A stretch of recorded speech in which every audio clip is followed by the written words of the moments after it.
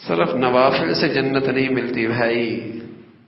ہاں، صرف اسی کا نام تسبیح پڑھنے کا نام نہیں اللہ تک پہنچنے کا.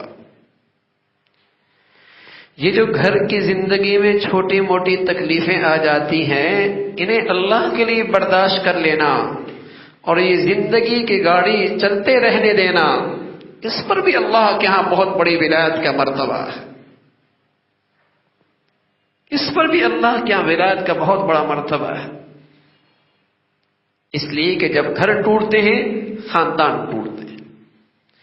غیبت، دشمنیوں کا نہ ختم ہونے والا ایک سلسلہ شروع ہوتا ہے. نسلیں اجڑ جاتی ہیں، جنگ و جدال، قتل و غارت شروع ہو جاتی ہے، اور آنے والے نسل کے لیے ایک غلط راستہ مل جاتا ہے. غلط راستہ مل جاتا ہے.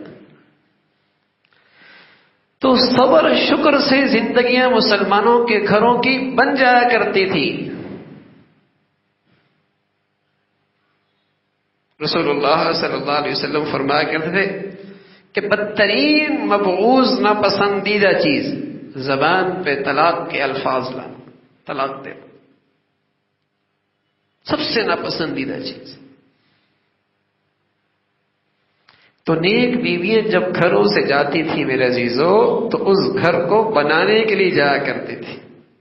اور نیک صالح مرد جس بچی کو اپنے گھر میں لاتے تو پھر اس عزم کے ساتھ لاتے کہ اب زندگی کی مشکلات ہوں اور زندگی کی آزمائشیں اور تکلیفیں ہوں، کچھ بھی ہو، اب میری یہ رفیقہ حیات ہے، اب میں نے اس کے ساتھ نبھانا ہے. حضور علیہ السلام نے بدترین لعنت فرمائی اس شخص پر جو فرمایا کہ ایک ذائقہ کے بعد دوسرا ذائقہ چکھنے کے لیے تیار ہے، چاہے وہ مرد ہے چاہے وہ عورت، کہ اسے چھوڑوں گی دوسرا کر لوں گی، اور وہ کہتا ہے اسے چھوڑ دوں گا دوسرا کر لوں گا. بدترین لعنت فرمائی ہے. مسلمانوں کا معاشرہ ہے، مسلمانوں کے گھرانے ہیں، کافروں کی سوسائٹیاں اور گھر نہیں ہے. ان کے ہاں اس نکاح کی کوئی عظمت اہمیت نہیں ہے، ان کے ہاں اس کی کوئی اہمیت نہیں ہے. اسلام میں تو یہ ایسا معاہدہ ہے کہ زندگی بھر نبھانے کا نام ہے. اسلام میں تو نکاح ایک ایسا معاہدہ ہے زندگی بھر نبھانے کا نام ہے. بڑے بزرگ اللہ کی شان، اللہ نے بیوی، اللہ نے اس کا ظاہری حسن خوب دیا تھا. تو ایک دن بیٹھے آپس میں بات چل رہی ہے تو وہ شوہر کہنے لگے، ان کا چہرہ ان کا رنگ اتنا صاف نہیں تھا، تو بیٹھے بیٹھے یہ تکلف میں کہنے لگے تو بھی جنتی ہے میں بھی جنتی ہوں. تو وہ تھوڑی سی ناراض سے ہوئی، کہا تو جنتی ہے، مجھ جیسے حور پری مل گئی، میری قسمت کھوٹی، تو میری زندگی میں آ گیا. اس نے کہا نا تو بھی جنتی ہے میں بھی جنتی ہوں، تجھے دیکھتا ہوں میں شکر کرتا ہوں، تو مجھے دیکھتی ہے صبر کرتی ہے، صبر والا بھی جنتی، شکر کا والا جنتی. تو پہلے مسلمانوں کی زندگیاں یوں بن جایا کرتی تھی، صبر شکر سے زندگی. کبھی وہ صبر کرتی، کبھی یہ شکر کرتا، کبھی وہ صبر کرتا، یہ شکر کرتی. اللہ کو پانا زندگی کی منزل ہوا کرتی تھی، اللہ کو پانا زندگی کی منزل ہوا کرتی تھی. وہ اللہ شکر سے بھی ملتا ہے، صبر سے بھی ملتا ہے. زندگی کا مقصود اور مطلوب اپنے اللہ کو پانا ہوتا تھا.